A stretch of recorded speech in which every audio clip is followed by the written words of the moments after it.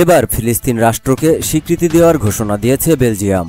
চলতি মাসের শেষের দিকে জাতিসংঘের সাধারণ পরিষদে ফিলিস্তিনকে স্বীকৃতি দেওয়া হবে বলে ঘোষণা দেন বেলজিয়ামের পররাষ্ট্রমন্ত্রী ও উপপ্রধানমন্ত্রী ম্যাক্সিম প্রভো।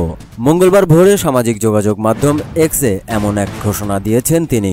রয়টার্সের এক খবরে বলা হয়েছে, ফিলিস্তিনকে জাতিসংঘ অধিবেশনে বেলজিয়াম স্বীকৃতি দেবে এবং ইসরায়েলি সরকারের বিরুদ্ধে কঠোর নিষেধাজ্ঞা আরোপ করা হবে। প্রভো জানান, বেলজিয়াম ইসরায়েলের বিরুদ্ধে 12টি কঠোর নিষেধাজ্ঞা আরোপ করবে। এর মধ্যে রয়েছে দখল করা বসতি থেকে পণ্য আমদানির ওপর নিষেধাজ্ঞা এবং ইসরায়েলি কোম্পানিগুলোর সঙ্গে সরকারি ক্রয় নীতির পুনর্মূল্যায়ন।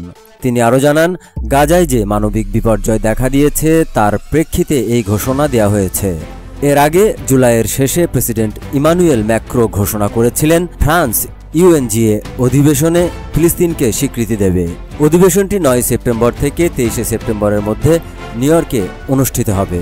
গাজায় ইসরায়েলের যুদ্ধে অন্তত 60,459 জন নিহত হয়েছে।